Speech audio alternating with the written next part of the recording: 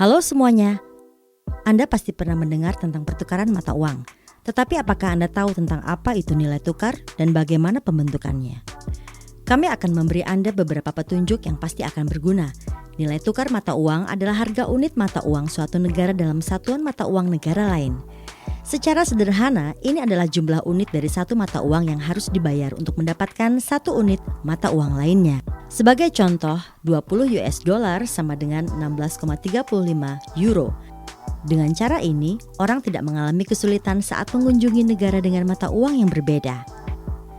Bank nasional menetapkan nilai tukar di negara tersebut. Bank swasta dan money changer mungkin sedikit mengubah nilai pertukaran mata uang, tetapi tidak terlalu banyak. Tergantung dari apakah nilai mata uang ini. Harga mata uang ditentukan oleh persediaan dan permintaan.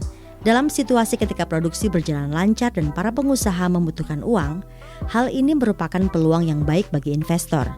Jika investor asing ingin masuk ke dalam proyek-proyek ini, mereka membutuhkan mata uang lokal. Permintaan untuk mata uang itu akan meningkat, sehingga nilainya akan mengikuti penawaran. Tapi hal sebaliknya dapat terjadi. Misalnya, pemerintah mencetak banyak uang untuk melunasi hutang dalam negeri. Jumlah mata uang nasional menjadi terlalu banyak dan harganya, yaitu nilai mata uang jatuh. Bentuk mata uang terkonversi bebas, mata uang terkonversi sebagian, dan mata uang tidak terkonversi. Mata uang terkonversi bebas ditransaksikan secara bebas oleh warga negara setempat dan orang asing tanpa batasan apapun. Hak untuk pertukaran semacam itu biasanya dijamin oleh bank nasional negara tersebut. Sampai saat ini 17 mata uang diakui sebagai terkonversi bebas. Mata uang paling populer di pasar internasional adalah dolar Amerika Serikat, euro, yen Jepang, pound sterling Inggris. Mata uang terkonversi sebagian digunakan secara terbatas di luar perbatasan negara. Rupiah India, rubel Rusia, lira Turki adalah contoh klasik mata uang yang terkonversi sebagian. Semakin eksotis suatu mata uang, semakin sedikit kemungkinan mata uang itu dapat digolongkan sebagai mata uang terkonversi sebagian, apalagi sebagai mata uang terkonversi bebas. Mata uang yang tidak terkonversi. Saat ini, won Korea Utara dan peso Kuba dianggap sebagai mata uang nasional yang paling tidak dapat dikonversi. Mata uang ini dilarang beredar di luar negara penerbit dan tidak mungkin untuk membelinya secara legal di pasar mata uang internasional. Mata uang dengan tingkat konversi ini juga terdapat di sebagian besar Afrika, sebagian Asia Tengah, Amerika Selatan, dan Amerika Tengah. Terdapat beberapa mata uang yang paling mahal dan paling stabil di dunia. Mata uang termahal di dunia adalah dinar Kuwait. 1 dinar Kuwait sama dengan 3,30 US dollar. Nilai mata uang yang tinggi ini disebabkan oleh ekspor minyak bumi yang signifikan ke pasar dunia.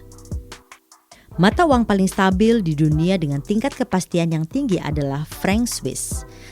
1 franc Swiss sama dengan 1,12 US dollar. Perekonomian negara dibangun untuk mendukung nilai franknya sendiri semaksimal mungkin.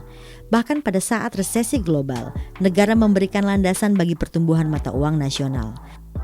Pada saat yang sama, tingkat inflasi dalam beberapa dekade terakhir tidak melebihi 0,5 sampai 0,6% per tahun. Tingkat inflasi dolar Amerika Serikat selama 10 tahun terakhir adalah 18,84% dan tingkat inflasi euro adalah 13,41%. Saat ini, mata uang yang paling tidak stabil adalah lira Turki. Namun, jenis mata uang utama yang digunakan di pasar dunia adalah mata uang dengan likuiditas tinggi. Mata uang semacam ini dapat dengan mudah ditukar dengan mata uang lain dengan harga yang menguntungkan. Sebagai perbandingan, jika Anda memiliki dolar Amerika Serikat, Anda dapat datang ke bank manapun dan menukarnya.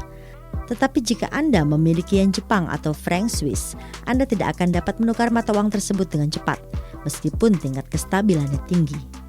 Jika Anda membeli real estate atau alat transportasi dalam waktu dekat, lebih baik menabung untuk tujuan ini dalam mata uang asing.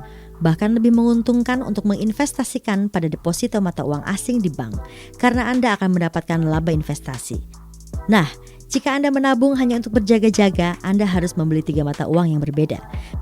Misalnya dolar, euro, dan yen. Keranjang mata uang yang rangkap 3 seperti ini akan membantu mengurangi risiko.